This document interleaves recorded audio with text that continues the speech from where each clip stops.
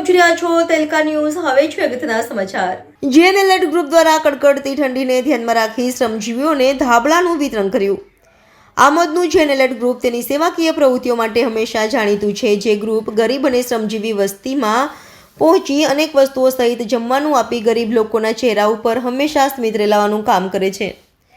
જેના આચાર્ય શ્રી હેમરત્ન સુરીશ્વરજી મહારાજ સાધુ પ્રેરિત જેએનએલએડ ગ્રુપ આમોદ તરફથી દર વર્ષની જેમ આ વર્ષે પણ 31મી ડિસેમ્બરના રોજ કડકડતી ઠંડીમાં આમોદ તાલુકાના જૂના દાદાપુર ગામમાં શ્રમજીવી વિસ્તારમાં પહોંચી શ્રમજીવી લોકોને ધાબળાનું વિતરણ કર્યું હતું.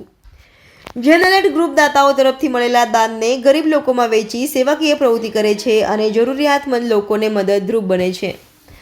આમોદના વતની અને દક્ષિણ ગુજરાતના જેએનએલએડ ગ્રુપના સહપ્રચારક રાજેશભાઈ શાહ, તેમના મિત્રો તપન પરમાર તેમજ સગુન શાહ પણ આ સેવાકીય કાર્યમાં ખાસ ઉપસ્થિત રહ્યા હતા. જેએનએલએડ ગ્રુપ ઓફ ઇન્ડિયા આમોદ પરમ પૂજ્ય હેમરત્ન સુરીશ્વરજી મહારાજ સાહેબની પ્રેરણાથી દર વર્ષે શિયાળાની ઋતુની અંદર જરૂરિયાતમંદ શ્રમજીવી વિસ્તારની અંદર આવા ધાબળા વિતરણનું કાર્ય કરે છે અને ઠંડીની સામે નાના બાળકોને અને આ શ્રમજીવી લોકોને રાહત આપવાનું કામ કરે છે.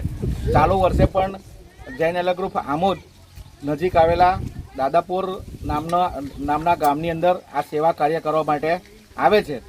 અવારનવાર નવા દાદાપુર ગામનો પણ જૈન સાધુ સાધ્વીજી મહારાજ સાહેબને ખૂબ સહકાર મળતો રહે છે અને અમે આશા રાખીએ છીએ કે આવા આવનારા વર્ષોની અંદર પણ માત્ર જૈન સમાજ નહીં પણ દરેક સાધુ સંતોને આવો સહકાર મળતો રહે અને અમારી પ્રાર્થના છે કે દરેકના જીવનમાં સુખાકારી આવે.